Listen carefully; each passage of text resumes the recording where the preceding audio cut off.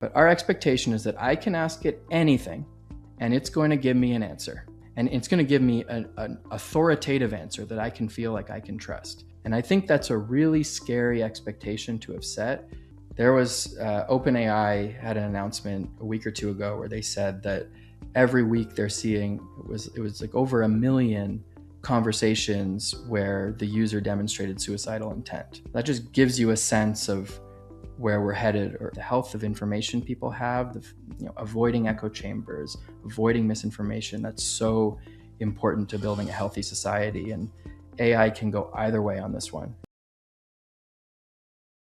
Okay, Robbie, can you start by introducing yourself to listeners and give your background? You have an interesting background, and then give us tell us what Forum AI is and how you came to found it.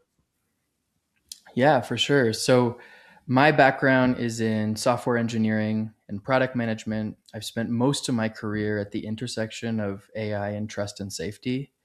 I've done quite a bit of work in education technology. I eventually went to Facebook, where I worked on news and misinformation. I was working on misinformation through the COVID pandemic, through the US 2020 elections, through a really interesting period in time that I think opened my eyes to the potential impact of the technology can have on people, both in a good and a bad way.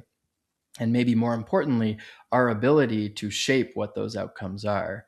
And so that really set me down the path that ultimately got me working on Forum. I went though from Facebook to Instagram, where I worked on similar issues. I also did quite a bit of work on youth safety there. Mm-hmm.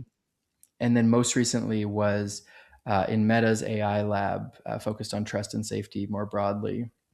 And then probably about a year ago, I was thinking deeply about these issues and the concept of trust and AI. And then a good friend, Chris Struhart, who's actually he's the head of product for Gemini at Google now. I was talking to him about it, and he said, you got to talk to Campbell.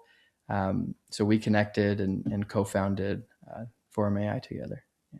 And describe what Forum AI is and how it works. Yeah. So to put it simply, we scale the world's smartest minds to help evaluate and improve AI systems, particularly in tricky or contentious spaces like healthcare or politics and news. But to understand what we're doing, our philosophy and our belief is that there is a shift that needs to happen in how AI is being developed, and that experts, credible experts, need to play a bigger role in that process. It's not to say they aren't playing any role in it today, but we believe that role needs to be bigger. Because if you think about it, as AI gets more and more sophisticated, the caliber of expertise needed to further improve it also gets more and more sophisticated. And so that's the future we're working towards, is scaling the highest caliber of expertise. And so in practice, there's two things that we've done. One is we've built the networks. So we've built these incredible networks of subject matter experts. We work with people like Fareed Zakaria and Neil Ferguson. We work with academics from Stanford and MIT. We have partnerships with the Cleveland Clinic and Mount Sinai Health System on healthcare, the people that you want in the room helping to shape these decisions. And then the second part of it is building the technology to effectively scale those experts for evaluating AI systems. And so a lot of the work here is about how do you extract efficiently and effectively their knowledge and expertise.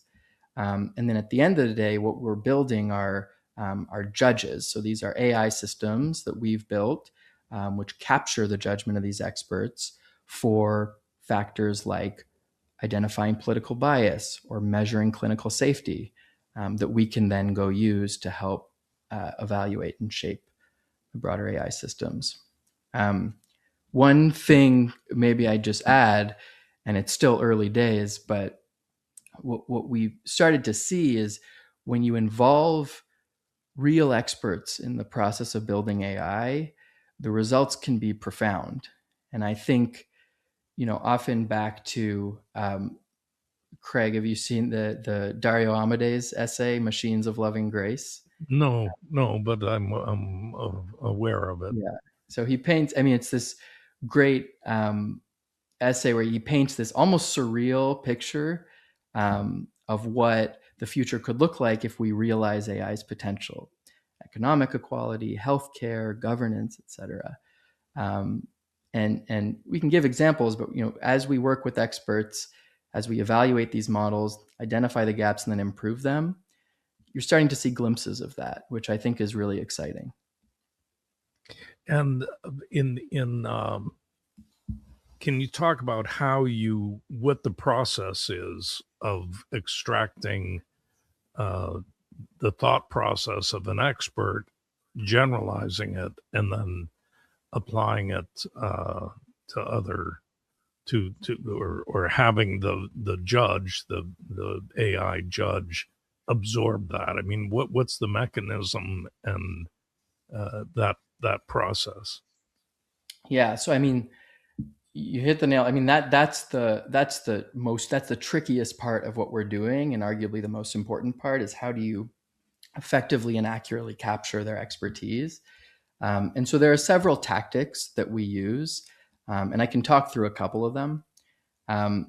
One, and this is usually where we start, is what we call thought process. So rather than just, hoping that experts are going to spend many tens of hours a week evaluating and labeling tons of data, we take a bit of a step back. And so, let's take a question like, was it ultimately the right decision for the Venezuelan people for the US to intervene? Right? We will, rather than asking an expert, okay, what do you say? We'll say, would you go about answering this question? And we'll try and understand what their thought process is to get there. And when you start to do this with several different experts and across several different topics, you can start to identify patterns and build a graph. And what's interesting that you start to see is chaining and patterns. One example is if you're dealing with factuality, right? So the question to the expert would be, how would you assess whether this is accurate? One of the things they might often say is, well, I would want to cross-reference it with some reliable sources. Right. So then you have a chain there. Okay, how do you think about defining or evaluating what is a reliable source? And you define that. And the result is you get this graph. And what we can do is we can build agentic systems that mirror that graph. So if the first step is, whatever, I would try and find reliable sources. Okay, then we have a system that does that. Of course, in practice, it's a little bit more complicated than I'm making it seem, but to put it simply, we try and build these systems to mirror the way that experts think. And then that's generalizable to other similar questions. Usually it is, but not always, right? And so the only way to figure that out is to test. So what we'll do is, we'll ask for their thought process across a wide range of scenarios, but then we'll actually test the resulting judge on an even larger set. And we may find that it generalizes perfectly well. Sometimes we do, and sometimes we don't. If it doesn't generalize well, then that means you need to actually have two separate judges here.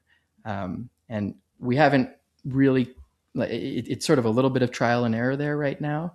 But generally we found that these do overall generalize quite well within a domain. So within, let's say, political topics. Right. Obviously, if you wanted to go from political topics to sports, that's a bigger jump. Yeah.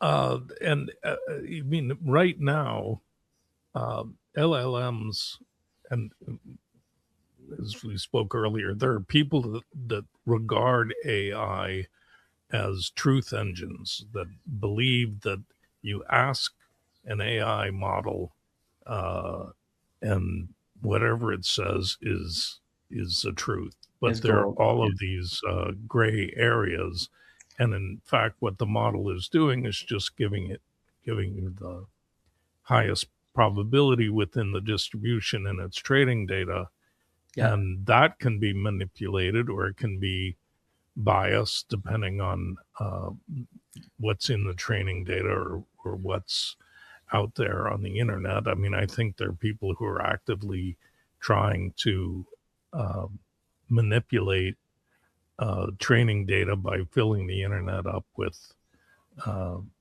with things that support their view. Uh, and I used to ask people if you could uh, get all the data, all of the inputs that would go into deciding what the optimal solution to the Russia Ukraine war would be, uh, and you fed it all into an AI, and this is far too complex for any human to sort of parse through Yeah. and make judgments. So, could you come up with an optimal solution? So, uh, I, I, I, I think that's really a data question, um, but so in these, you're able to generalize because you build this system of agents. Do you end up then with different uh, networks of agents for different kinds of questions? And do you then use those to evaluate models depending on what domain you're querying the model about? Yeah. I think, um, well, I'll respond to that. And then I want to touch on your other point, because I think that was the idea of truth seeking is a really important one. But yes, absolutely. There are roughly three, I would say, dimensions around which we have to design these systems. One is what we call topic. So, for example, within, if you consider political topics a category, you might have foreign affairs, you might have US domestic policy, economic policy, social policy. And so those differing topics can often necessitate needing different approaches to evaluation. You have different question types or different user intent or scenario. Is the user trying to, write an essay, or are they trying to get an answer to a factual question? Or are they trying to debate with you? What the user wants creates these very different, in the case of LLMs, very different conversations. Um, and then, and then the other piece is you have different, you have different topics, you have uh, different user scenarios, and then you have different dimensions, right? So what are we actually looking to evaluate? In the case of political topics, it might be, we look at, is it biased? We look at, is it accurate? We look at, is it written in an understandable, explainable tone? There are all these different factors you can look at. So you can imagine this as sort of a matrix, and you do need different evaluators for different combinations. Right, and the capturing the thought process, as you said, you can't expect these people to interact with a model for hours on end. They're busy people. Is it through interviews with them? Is it through surveys? How do you capture their thought process? Yeah, we've tried everything, right? And so, and what we found, well, we did try surveys. We also tried a more structured approach where we would almost collaboratively try to define these thought processes. What we found works best is just ask them to talk it through. So we'd ask them a question, like the Venezuela question, for example. We'd say, just walk through how you're thinking about it. I mean, usually it's helpful if they have a piece of paper in front of them so they can actually, I mean, it depends on the person, but we found that's often helpful. And they'll just talk through it. And then you do that with several different experts across several different scenarios. And then you start to get a sense of what the right graphs look like, or what the right thought process looks like. Of course, And I should add, understanding an expert's thought process is one tactic. There are others that we do, that, of course, all of them together are what allow us to get Yeah. to evaluators that are accurate, but that is certainly an important one. Yeah. Can you mention another one? Yeah, for sure. There's one. I'll tell you this one because this is experimental. We haven't formally started doing this with any clients yet, but it's something we're working on internally that I think is really interesting. We're calling it consequence mapping. So in traditional data labeling, you might have experts go label, let's use an LLM as an example, a conversation, and they'd say essentially whether it's good or bad, maybe across a few different dimensions. With consequence mapping, the labeling works a little bit differently. Instead of asking them to label or rank or evaluate the conversation, we ask them to tell us what the outputs or what the consequences of that conversation would be. And so I'll give you an example. Let me just pull it up because I was just looking at it. So this is a consequence map for mental health. So what we would do is, you could imagine it's a user having a back and forth conversation with an AI about a mental health issue they're experiencing. What we would ask the experts, we'd say, okay, after looking at this whole scenario, what would the user's resulting emotions be? How would they feel after this? What actions would they take about after this? What would their family be saying after this? And so it's essentially just data labeling, but it's a much richer way of assessing it that allows us to build a deeper intuition of how they're thinking about it. It's sort of the why behind whether it was good or bad. So that's something we've been playing with as well, that in practice we use some of that data for training, but also just to guide even our prompting strategies in the agents as well. Yeah. And in mapping the thought process of experts, you gave the example that, first I would check trusted sources or reliable sources. And so you have an agent, and then how do you determine what's a reliable source or trusted source? In today's world, there's no objective truth. There's consensus, evidence-based consensus. That's basically what we all agree on. That's what the scientific method gives us. But there are people who have extremely different opinions about what is a trusted source. And depending on who your sources are, you can come up with very different opinions, and particularly in the political sphere. So how do you make that judgment that that Fox News is not a trusted source, MSNBC or MS Now, I guess it's called, is a trusted source, or vice versa? How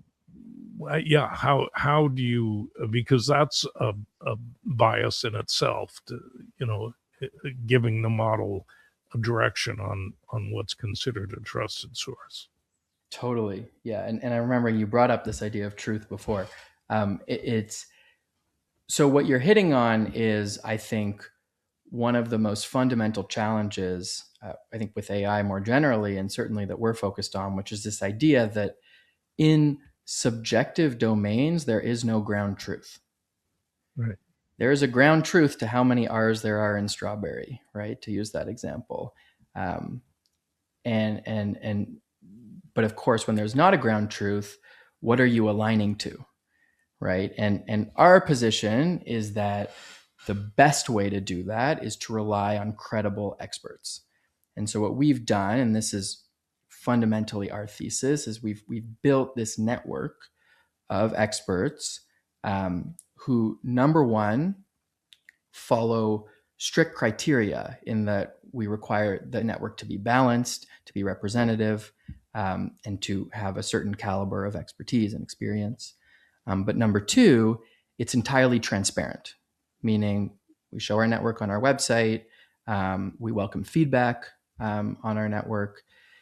Once you have that, then you can start to defer to the network, or that's our approach. We'll look to the network to define what the ground truth is. Now, to your point, sometimes folks will disagree, right? Mm-hmm. And experts in the network disagree. The philosophy we have in this scenario is if there are two differing opinions that are from our credible network, both should be represented by the AI. We would encourage the AI, the right answer, quote unquote, or the ground truth is to present both opinions. Now, this, to be clear, is controversial. If you look at even just today's chatbots, Grok will often just give you an answer, whereas the others tend to sort of more follow this approach where they'll share different perspectives. Our belief is that it is not the job of AI to make decisions for people or to tell them what to think. It's the job of AI to give them the information needed so they can make the most informed decisions for themselves. And I'm just thinking in areas that are science-based, climate change, whether Tylenol causes autism, these things that have really divided the political world. How do you protect? I mean, from being labeled as bias, your system being labeled as bias, without giving credence to something that you personally don't believe? I mean, I'd say first and foremost, and I think this is an important thing for anyone working in this space, what I personally believe doesn't really matter. That's part of the point of this company is we want to defer the decisions to the people who should be making the decisions. I mean, I can't speak to specific examples here, but the short answer is we would defer to the experts in the network.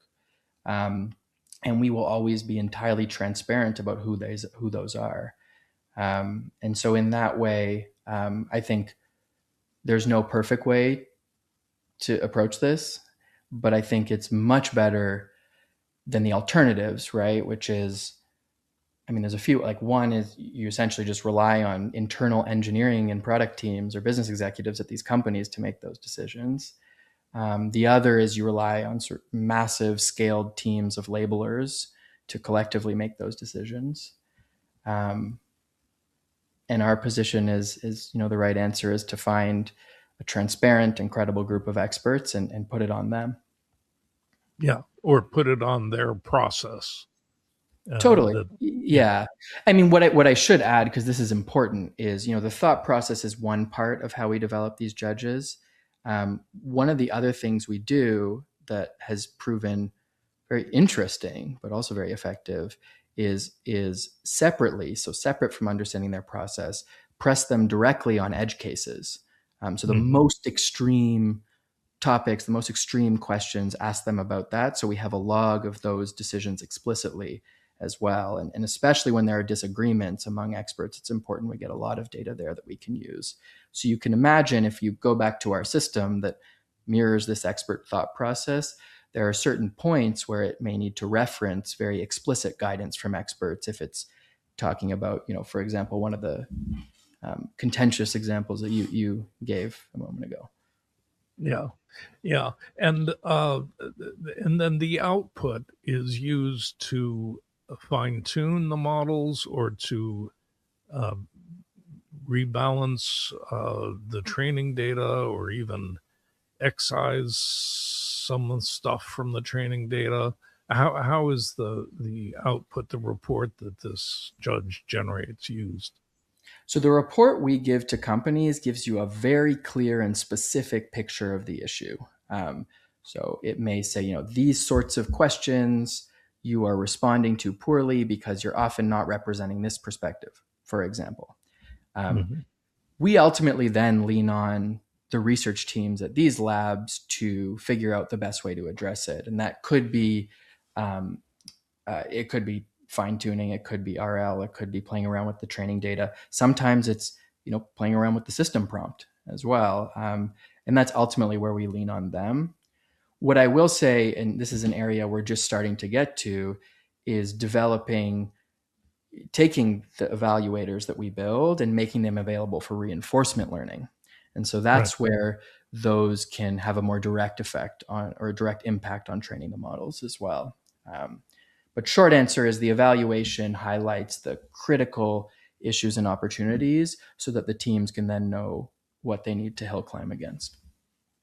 And how many different qualities do you evaluate? I mean, bias is one. I don't know if quality is the right word, but bias is one. Uh, I guess factual grounding, or at least grounding in Yeah. historical literature or scientific literature or something, would be another. Yeah, how maybe sycophancy is one, perhaps. I don't know. Do you judge for that?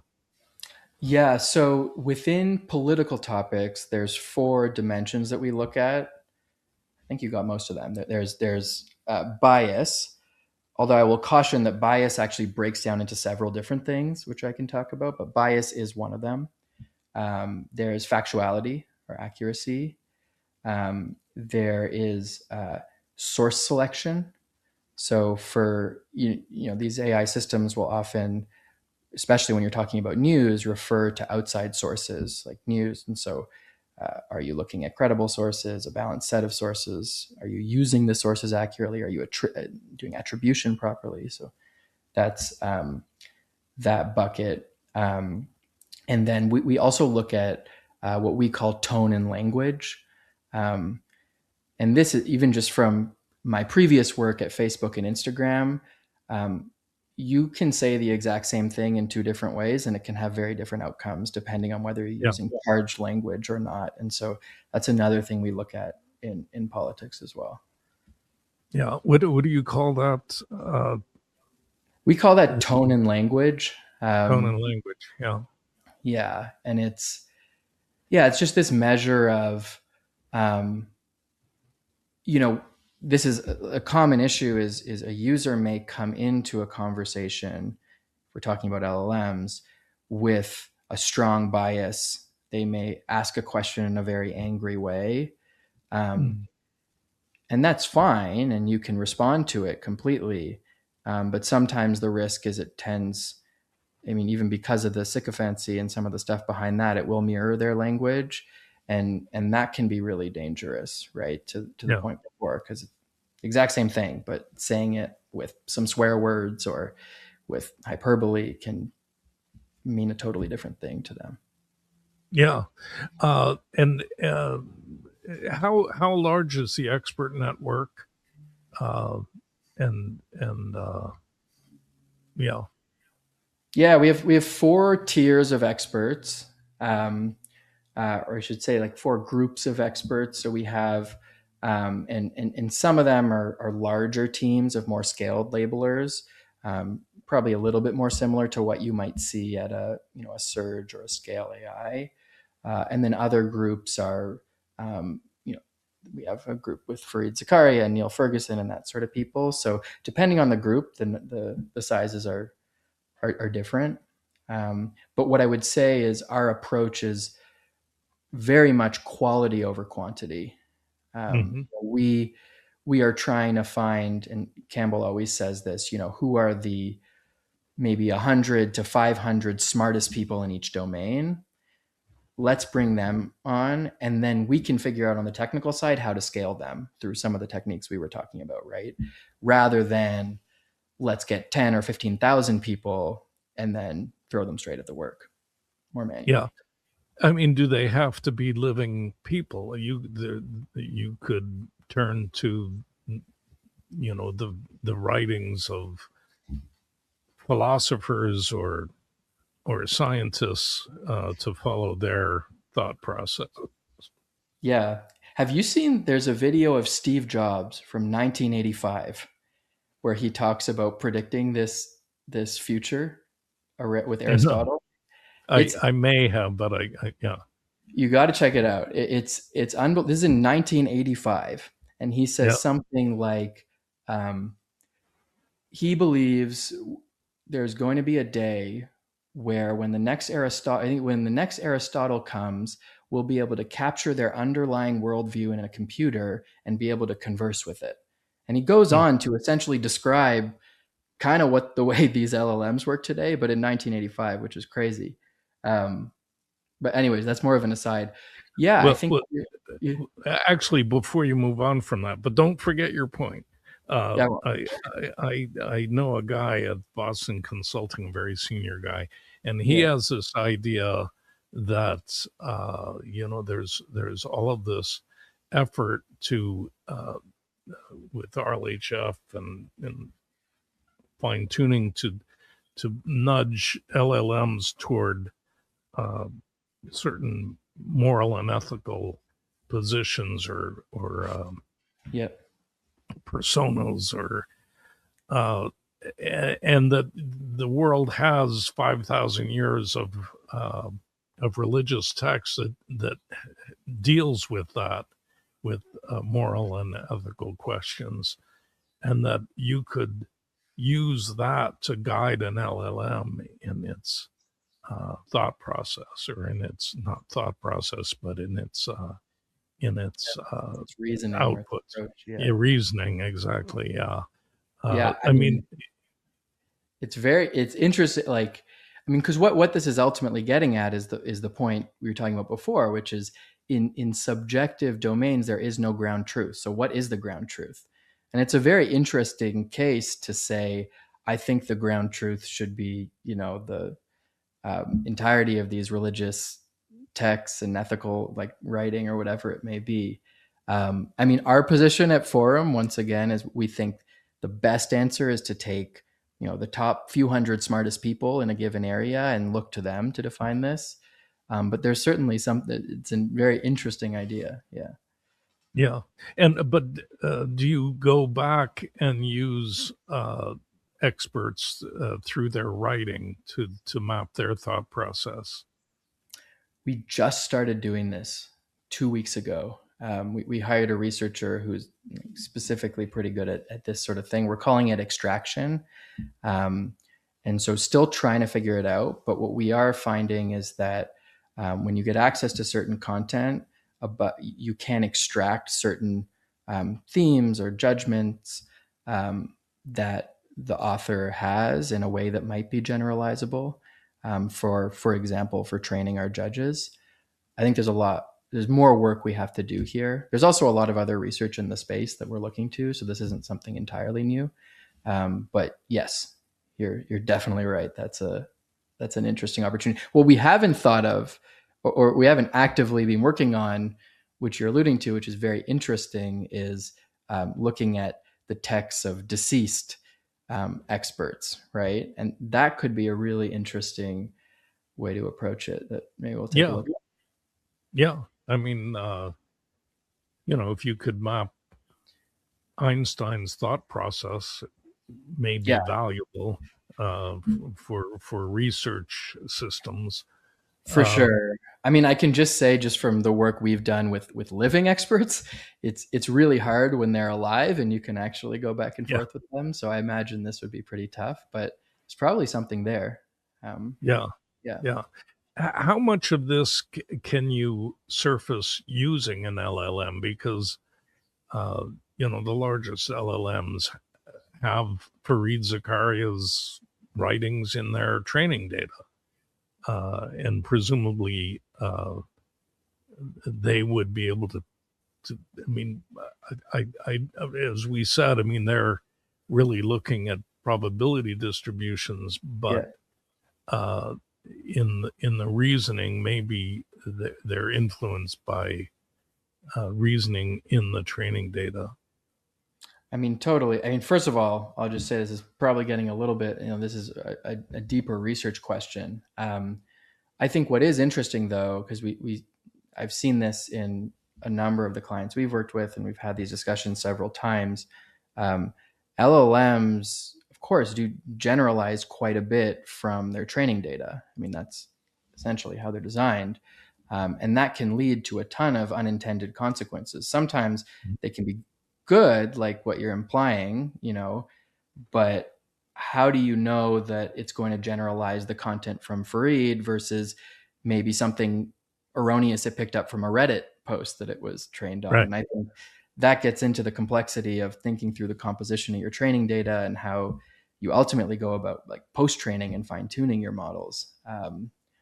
So yeah, I mean, I think there is though, and I mean, the piece that interests me a lot that you're getting at is how do we leverage these experts and potentially their content too, as much as possible to help guide and inform these models.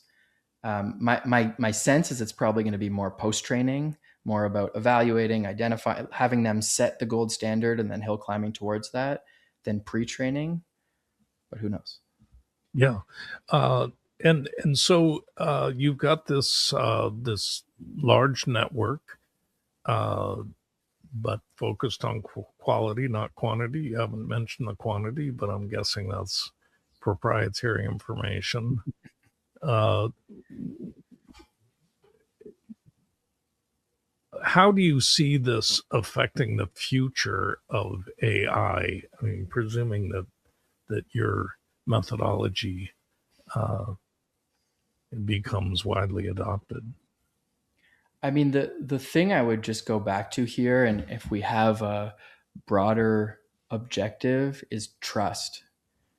Right there was I think a couple months ago, KPMG released this report, one of these public opinion polls, and it showed that 80 something percent of people are optimistic about the potential of AI to improve their lives. I don't remember exactly how it was written, but something Yeah. like that.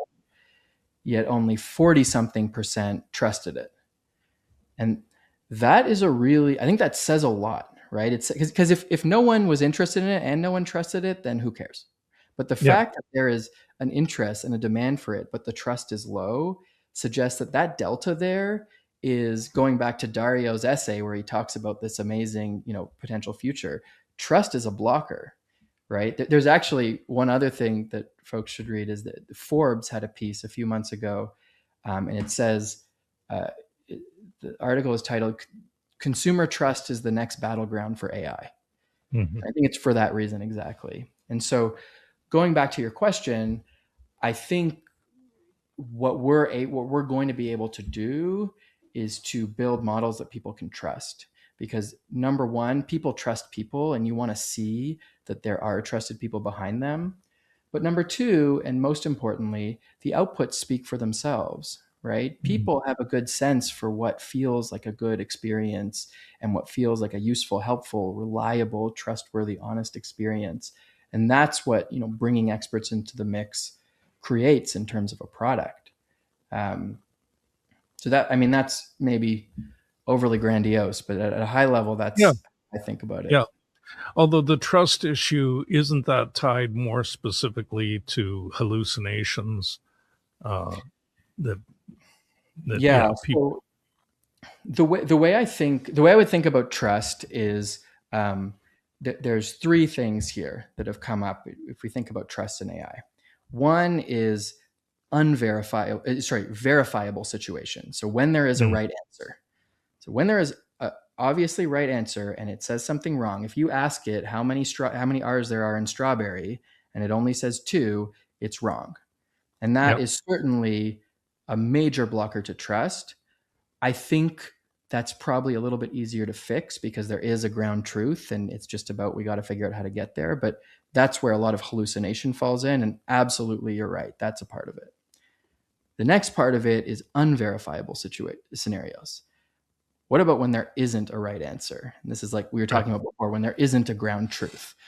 And that's a lot trickier, right? And that's where, we posit that experts can be the ground truth, and that's the right way to solve that. Yeah. And then the other piece that I just throw in there is this concept of responsibility, right? So if those things are talking about how AI acts, there's also this idea of AI knowing when not to act, which I think is really important. I think a trustworthy, responsible AI knows when it should take action, when it should respond, but it also should know when it doesn't have the answer or when it would be irresponsible for it to engage.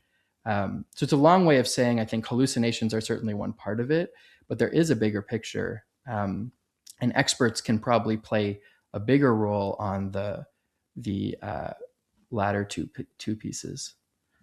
Yeah. And that's why I was asking about sycophancy, whether that's whether you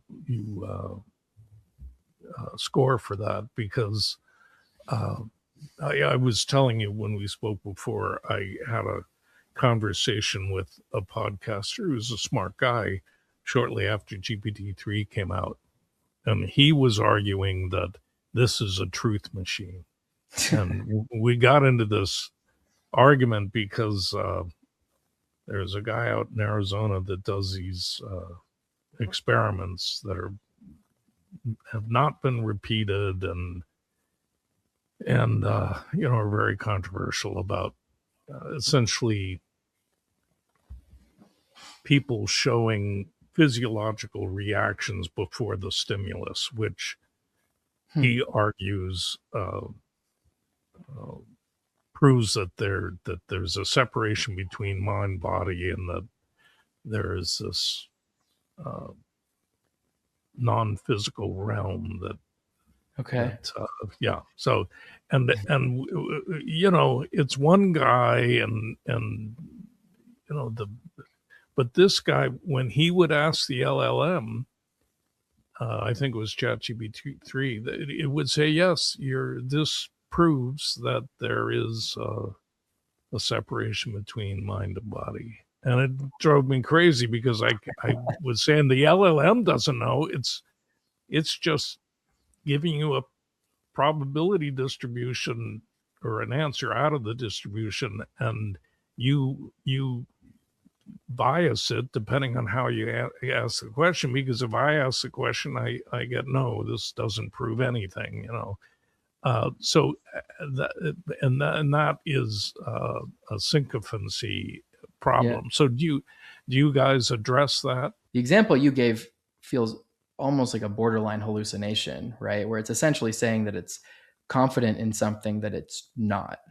So this is where there becomes a bit of a blurry line between verifiable and unverifiable scenarios. But I would argue that that is a verifiable scenario, and that I think we can pretty concretely say, or the AI can pretty concretely say, that it doesn't know, and it didn't do that.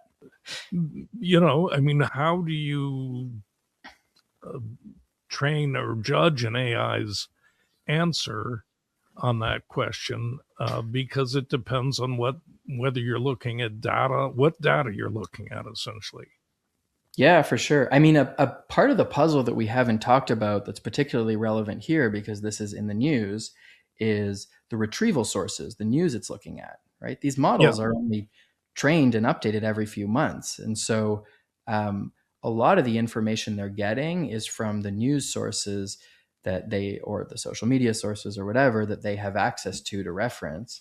And so that's why, I mean, I mentioned earlier, part of what we do in our evaluations is look at source selection. And this is why, because I think so much of how an LLM is going to respond is going to be a product of the sources it has access to and it chooses to use and how it chooses to use them.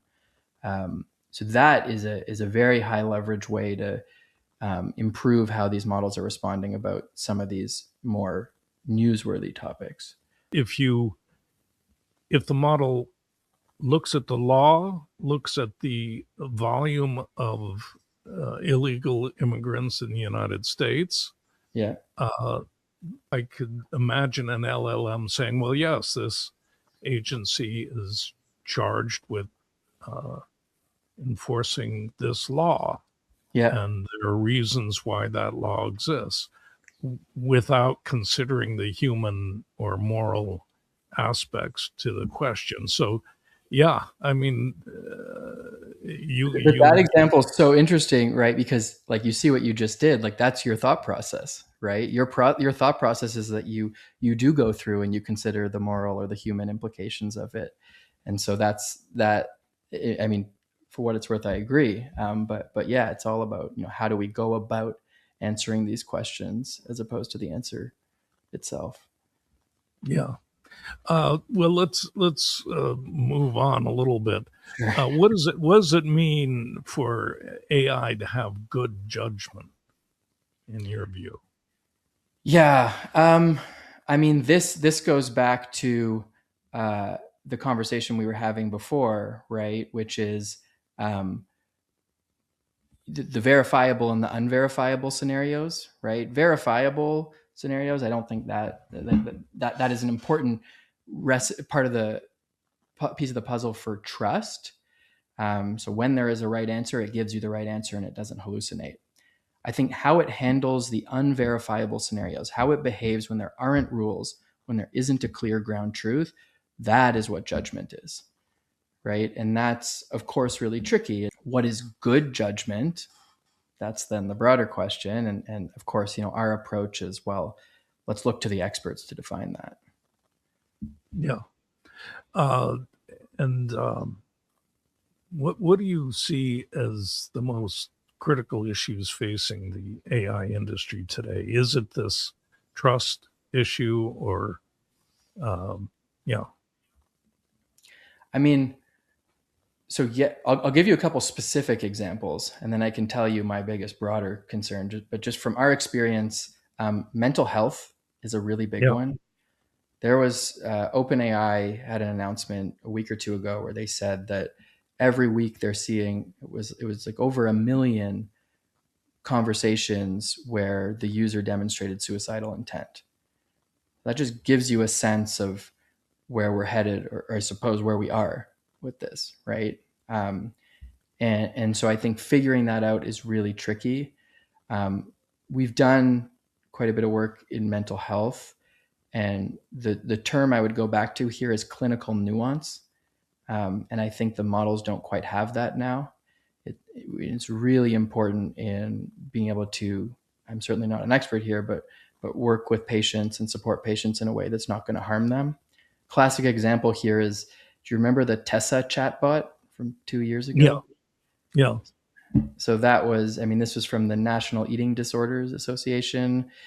They launched this chatbot, and there's an article that describes how it didn't have clinical nuance. They ultimately ended up shutting it down because it had adverse effects on users. But I think mental health is an area where, of course, there's enormous potential, but I think there's a lot of people using it right now and a lot of risk.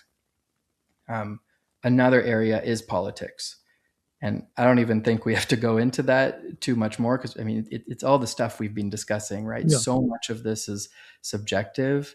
And to the point I was sharing earlier, I think the health of the information landscape, the health of information people have, avoiding echo chambers, avoiding misinformation, that's so important to building a healthy society. And AI can go either way on this one. It really can.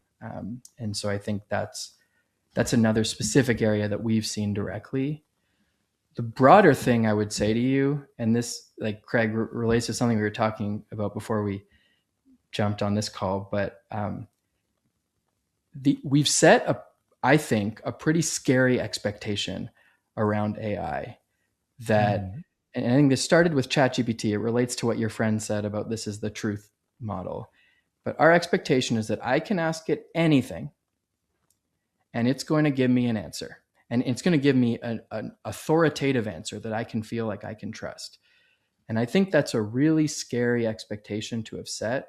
If you go in to a doctor, there is a natural back and forth. You're not going to say one thing and then they're just going to give you a prescription. There's a back and forth, and that's the way the world works. There's sort of, you need to absorb context and understand things. But with AI, we've sort of said, no, don't worry about it. You can just ask anything, and it will give you a response, as we've seen. Um, and I think that's an expectation we're going to need to shift. We're going to need the models to be more aware about when they need more context and when they need more information. in order for them to be responsible and ultimately drive good outcomes. The piece that makes it particularly scary is that may be at odds with engagement, right? Because if I go Yeah. to this AI and I ask it a question and then it asks me another question, I'm just going to go to this one that's going to give me the answer right away. And so that's a little bit of a tricky, that's what makes it Yeah. so tricky. Yeah. I mean, the whole sycophancy disaster was driven by a guy tweaking the algorithms to increase engagement, and Yep. it Yeah. created all sorts of problems. Exactly. Who are the customers for you guys? Um, all the usual suspects. So we work with the big AI labs, as well as the large system integrators. We like the bit larger consultancies that are deploying the models through to other companies. So mostly them. We'll do a little bit of work with some smaller labs here and there, but that's the bulk of where we focus. Yeah, and are you not to get into the business side too much, but are Yeah. you a subscription model or you pay usage based fees or yeah? Yeah, we have both. It depends on what the service is. So, what we'll often do with clients is we'll have a baseline subscription where once a month or once a quarter, we'll do an evaluation. So, take political topics, for example, where we'll do a comprehensive evaluation where we'll run all our judges on the model. We'll actually have experts come in and manually review the results. So, you just have this continued pulse on how your model is evolving and a pulse on any potential risks. And then on top of that, we sell more bespoke or a la carte services. The way that would usually work is, and I'm making this up as an example now, but we might run an evaluation, a quarterly evaluation. We might identify that the model is particularly weak in source selection when talking about breaking news related to foreign affairs. We may Yeah. then engage in developing a benchmark specifically focused on that one problem. And that would be more an ad hoc service. Yeah, and we haven't talked about this, but I spent a lot of my life in China, and Okay. uh, and so I follow what's happening in China fairly closely. And they have the Chinese government certainly has a very different worldview, but the people as well have a different cultural view uh, from that of the United States, and there are all these sovereign AI models being developed in various countries around the world that are Yeah. trained on local training data. And do you think your system's judgment is objective enough and general enough that it could apply to models from other countries? Yeah, certainly. I mean, we've run, and this is something we're actually hoping to publish at some point in the near future, are the evaluations we've run on the open source models, particularly the ones coming out of China. And I would say definitely you can capture a lot of interesting things there. I think the other thing there, yeah, on the, I guess, the national security or foreign interference piece, that there's two things. There's the models themselves and their training data, like you alluded to, but there's also news sources to the conversation about retrieval we're talking about. And so the sources they're used, if you're using state sponsored sources, that can also have an influence on the models as well, which is why it's so important that we look at source selection as part of our evaluation. So I will let you know, because we're going to publish something there in the Yeah, future. yeah, because these models you were at Facebook and Instagram, incredibly powerful in shaping public opinion. Yeah. Uh, and, depending on the trading data, depending on the fine tuning, uh, you could have a model that reinforces the government's position on any particular topic.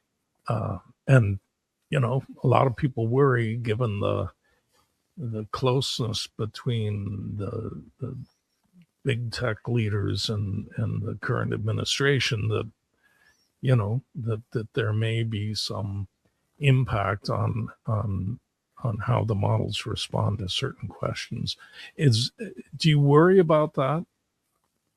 I mean, so to some extent, but I would say, and this goes back to what we were talking about before on transparency, right? I think at the end of the day, what people need to know is who is behind training these models, and part of the value that we can offer at Forum AI is we can give you a very clear picture of who those people are, and then it's ultimately on you as a user to evaluate whether you don't feel good about this. And um, I think certainly in our case we have a very diverse and reputable group of people that I think people will feel much better about the models, and they'll build that trust if they see these individuals involved. But I think transparency is the only answer here, right? Because you may have one opinion, someone else will have a different opinion. And so we just have to be candid about how these are being built and then allow people to make the decisions from there. Yeah, in the notes that were sent over before the call, they mentioned Delphi, which is a market for evaluating models, but it's, as I understand it, it's kind of you're betting on one model versus another, and there's some financial incentive Oh, if you. well, so there's two different things here. There's like so Delphi is interesting in that what they're essentially trying to do the thing that Steve Jobs said in 1985. They're trying to be able to take Craig Smith and put, I think they use the term, a brain in a box, or a digital brain in a box, and then I can go and I can have a chat with you, even though of course it's not you. And so conceptually, I think that's very interesting. There's another company called SuperMe that's doing something similar, giving people the ability to clone themselves into an AI. Our approach is very different, as we described, in that we are not focused on cloning our experts so you can have a conversation with them. We're focused on cloning them for a very specific use case. So, evaluating the factual accuracy of a claim, of a political claim, for example. Now, the advantage we have in focusing is that we can do this accurately, right? We can actually measure this. We can build these judges. We can have them, evaluate 1,000 things. We can have experts do it, and we can tell you, this is 95% accurate to what experts would say. If you're going to just have a conversation with an LLM, you're not really talking to LeBron James, and it's probably not 95% similar to the conversation you'd have with him. So it's just a very different model. Of course, very different use cases. We're doing evaluation. Yeah. For them, it's more, it's just a different user experience. Yeah. And a different purpose. Yeah, but you said early on that you're not a leaderboard. Do you make your evaluations public? Yeah. So this is where there's a comparison to LM Arena, who are they are a leaderboard, and they're experts. The people they rely on quite heavily is just the general public. The challenge there is it's created this weird incentive system where essentially what the general public defines as good is usually what's most engaging. And what's most engaging, I can tell you as someone who worked at Facebook and Instagram, what's most engaging is not always the best thing, or the safest or most trustworthy thing. And so that's the issue there. For us, we don't make our evaluations public. We are thinking about potentially doing some, releasing some public facing leaderboards in certain specific areas, like maybe for open source models, or for certain areas of more frontier type use cases. But for the most part, our goal is to work with these labs and work with our clients to make their models as good as possible. Yeah. I had a conversation with Max Tegmark at MIT during a recent conference, and he has I've forgotten what he calls it, but it's a scorecard for the major model producers. And he scores them on it, or gives them a grade on various aspects. And his hope is that this will eventually become a standard that people, they want to get a passing grade or A+ grade in all of the different areas that they're being evaluated as a product validation. And so that's one of the things we're thinking through is what is the responsible way to potentially release, some of our benchmarks so that people can, see these scores and use that for their own decisions, but without hurting the integrity of the benchmark. Yeah, yeah.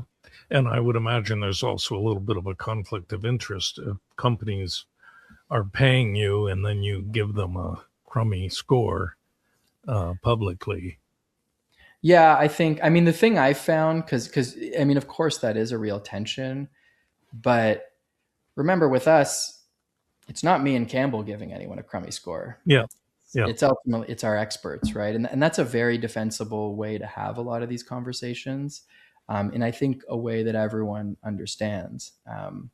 So, but yeah, that's fair. yeah. And in your mind, you have you don't have to say it openly, but you have certain models that you think do a better job at being truth seeking than others.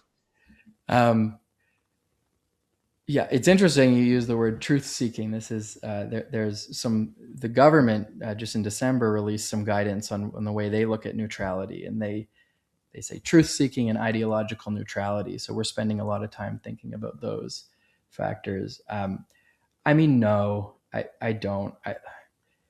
It depends.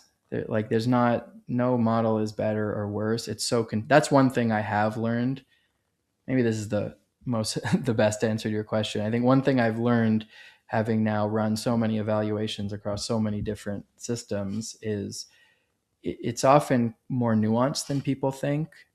Um, Even just remember the factors that the three areas we were talking about earlier. There's different domains, like foreign affairs versus domestic policy, and different types of users, and then there's different dimensions. Is it the tone versus, or is it the bias? And so different ones are better and worse at different things. Yeah. Okay. Well, I think we're over an hour. Let's leave it there. If someone wants to follow up and learn more, where should they go and who should they talk to?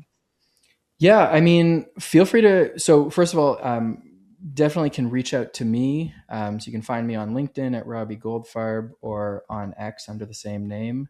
And feel free to go to our website, buyforum.com. We have there's a link there where you can request a call, and we will get back to you ASAP. Would love to have conversations with whether you're developing AI systems and you'd want to work together, if you're an expert and interested in being part of the network, or just someone who wants to nerd out on some of this stuff. We would love to chat. Yeah. And give me that URL, spell that out for me. Yeah, BYFORUM, buyforum.com. Okay. Yeah. Great, Robbie. It was really fascinating. And yeah, let's have a conversation again in a few months or in a year or so, see how it's working. Yeah. I would love to. Yeah, no, this is a lot of fun. I appreciate it, Craig. Yeah.